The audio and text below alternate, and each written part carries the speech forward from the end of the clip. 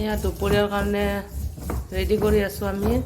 চাউলটো বহাম এতিয়া, ইয়াতে দিছোঁ, গৰম হ'ব পানীটো।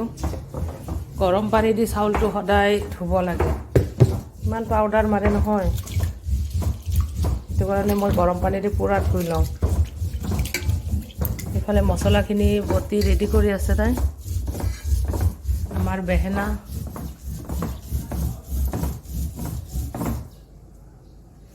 এয়া পানীটো বহাই দিছোঁ। আজি আমাৰ দুপৰীয়াৰ সাজত এয়া মাছ, পুঠি মাছৰ চৰচৰি হ'ব। এয়া আলিয়াই বনাব আজি। বনাবি না নবনা? কথা যে পতা নাই, কোৱা। এয়া বিলাহী ৰেডি কৰি আছে, নহৰু পিচিব, এয়া ৰেডি কৰি থৈছে। লগতে জলকীয়া, শাক ৰেডি কৰি ৰাখিছে। এইবিলাক মানে আমাৰ আজি দিনৰ সাজ।